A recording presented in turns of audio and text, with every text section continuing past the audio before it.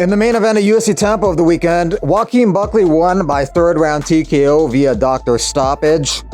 After the fight, Belal Muhammad said, I know Colby's going to have a bunch of excuses, and he had some things to say after the fight. Let's go through some of them. One thing Colby says, I wasn't at my best. I came off the couch, but he did the company a solid. He says he did that for the company that I love so much, the UFC. Buckley had like 3 more weeks of knowledge knowing that he was going to be on that December 14th card, but he is training for a different opponent originally, training for Ian Gary, which is a completely different stylistic matchup. Colby says he was just getting warmed up in the fight. He also says, I think it was tied 1-1 going into the third, but that wasn't the case. It was 2-0 for Buckley. Every judge had it scored the same way. 10-9 Buckley round 1, 10-9 Buckley round 2, so 2-0 going into the third. They all agreed on that. Sometimes there's some discrepancy, but they unanimously agreed it was 2-0. I started wearing on Buckley, seeing him breathing on his mouth. I really didn't get the sense that Buckley was tiring. The end of the fight was Buckley getting back up to his feet and then starting to pounce forward to try and attack with strikes, and the referee jumped in to stop the fight to let the doctor look the cut. I started catching him with more shots, so it's unfortunate that they stopped the fight. Even Dana came out and said that if it was in Vegas, they would never have stopped the fight. Dana did say that, but he also noted that I feel like Colby wasn't too pissed that the fight got stopped because the cut was definitely bothering him. I took his hardest shots and they were nothing. Didn't faze me at all. I was walking him down. Colby is tough as nails and has a hell of a chin. As far as the cut goes, he says they came into close contact and I feel like there was a headbutt. It could be the case. One of the commentators also noted that it could be a clash of heads that caused the cut. He said after that cut in the first round, I couldn't see. I had blurred vision. I was seeing 3 different people. Colby kept reopening the cut though after the corner fixed it, which was something that a lot of people thought he definitely should not do. Colby felt it was an unfortunate stoppage and that he was going to take the championship rounds. It really didn't feel that way. It felt like the fight was trending towards a stoppage win for Buckley. But even if Colby did win the championship rounds, he still would have lost the fight. It was 2-0 going into the third, and Buckley took the third round as well. Around the time the fight got stopped in the third round, Buckley was ahead in the significant strikes department 25-5 in the third round, so statistics wise he wasn't slowing down, and he did win that round. And Colby says, we're going to be back stronger than ever. This is just the beginning for me. It does feel a little bit more like the end, like the tail end of his career. He lost to the number 9 guy. I don't even know who they're going to put him up against next. Who do you think Colby should fight next? What do you think's next for him? Let me know in the comments. Another sellout for the UFC. Attendance at the Tampa card was 18,625 people. Highest grossing UFC fight night in North American history. Gate $3,058,000. They keep breaking these records as prices go up, but a sellout is a sellout, and even at the higher rates, they're selling out. Ryan Garcia injured his wrist in training camp, temporarily postponing his bout with Rikia Anpo that was set to take place Monday, December 30th in Tokyo. The event's going to be rescheduled for a date in early 2025. His doctor said, I saw Ryan Garcia December 12th for a recently aggravated bilateral wrist pain, recommended he hold off sparring and boxing matches for several weeks, and treatment options are going to be discussed with Garcia after further evaluation. UFC say they have a deal where you can get Fight Pass for $1 a month if you sign up now. Blachowicz says if Ankalaev fights the way he did against Alexander Rakic, he's going to lose to Alex Pereira. He needs to change. When he fights, he wants to win, but he doesn't want to take punches. This won't work with Pereira. He could be right. The fight with Rakic sort of decreased my confidence that Ankalaev beats Pereira, but who knows? But Blachowicz might have to take that advice he's giving Ankalaev and use it for himself in his next fight against Ulberg. That's March 22nd at the O2 in London. Ulberg's 7 years younger and has been more active lately, but Jan has the experiential edge, 40 fights compared to 12. Alexa Grasso says she broke her foot while training. I broke it so bad, but I'll be fine. I'll be back better than ever, like I've always done. Rodolfo Vieira versus Jacob Malkoun on February 15. Vieira beat Armen Petrosyan in his last fight via arm triangle. Jacob Malkoun won his last fight after Andre Petrovsky went for a single leg takedown, slammed his face into his thigh, and knocked himself out.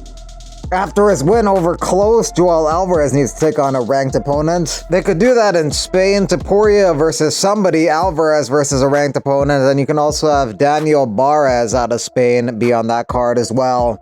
After the KO loss, Klose says he's okay, just sad. His wife, Courtney Casey, hasn't fought in over a year. She was removed from the UFC roster last year after accepting a 4-month suspension by USADA after reporting herself for taking the prohibited substance BPC 157 to treat a medical condition. The doctor prescribed her BPC 157. You gave me a license plate number? Pantoja, who's won 7 in a row, poses with the 4 belts he's won in 4 title fights in the UFC. As far as who's next, Davison Figueiredo has expressed interest in dropping back down to 125 and challenging for the belt. If he can make the weight, that could be a good fight. That would definitely be interesting. Brandon Royval's an option. He's the highest ranked guy, but he has lost to Pantoja twice. Kai France at number 4 is a possibility, as well as Muhammad Mokaev if the UFC brings him back in, if they can settle their issues and bring him back into the organization. Maybe he challenges for the belts. That was a fight that Pantoja was down to do earlier this year. Miles Johns showing some of the battle scars from his fight over the weekend with Felipe Lima. Maybe they can revisit the Cody Garbrandt fight from Miles Johns, the guy he was supposed to fight last month, but Cody pulled out. Johns went from being a favorite against Cody Garbrandt to a decent-sized underdog against Felipe Lima, and that's how the fight played out. It's true that bang-ups and hang-ups can happen to you. You can get all hung up in a prickly perch, and your gang will fly on. You'll be left in a lurch. You'll come down from the lurch with an unpleasant bump, and the chances are then that you'll be in a slump. And when you're in a slump, you're not in for much fun. Unslumping yourself is not easily done. Miles Johns' younger brother Elijah Johns was supposed to fight for the LFA featherweight title last week. Mark Zuckerberg training with Max Holloway. He's got all these UFC fighters handshaking, high-fiving. Woo, hey, Zuckerberg, good to see you. I tell you what, Zuckerberg, this right here, this is where you belong, buddy. Right there, you belong in that pen with those pigs, because you're just like a pig. You shit where you eat, buddy. I know, you censor posts. Buddy, you will not go unpunished, I promise you. Those bunkers you're building in Hawaii will not save you from the wrath of God. It will descend upon you quickly when it does. I'm not fooled. I'm never going to shake your hand. I'm never going to be cool with you. I know what y'all did to this country. I know what y'all did to this country. Diesel used to be $2 a gallon, buddy. Y'all take our freedoms every day. Every day you step on us. You censor our posts. You rig elections. All of y'all are a bunch of pigs to me. And if you come over here to hang out with me, buddy, you're just going to be hanging out in a pig pen, because that's what y'all are to me. Bunch of spineless cowards. And I'll have nothing of it, and I'll kiss no man's ass. Dustin Poirier and Cub Swanson have a lot of mutual respect between each other, calling each other legends. They fought each other in 2013, and Cub Swanson won that featherweight fight via decision. Swanson has fought 20 times since then. Poirier has fought 24 times since then, and they're about to retire at the same time too. Cub may have fought his last fight over the weekend. Poirier has one more. Man, who expected these big dudes to get in here and not clean each other's clocks? Third round, let's go, man. I want to see a knockout, TKO. Oh my God, he did it. I mean, that's the knockout. Oh my God, that guy was like plus 700 to win by knockout. Oh man, dang. He fought smart the whole time. Look, boom. See, bro, he was about to lose that fight, bro. There was a minute left in the third round. Oh my God, that's crazy. Dillian White gets a stoppage at the end of the 7th round against Ebenezer Tete.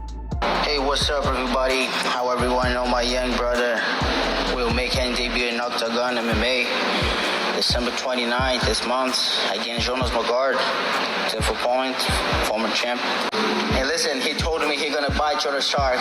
Why are you thinking about it? He gonna bite or not? Tell me here. Sean O'Malley's teammate Tommy Guns McMillan won in a minute and 10 seconds over the weekend. He's 7-0, all 7 are first-round stoppages, so he's looking to get into the UFC soon.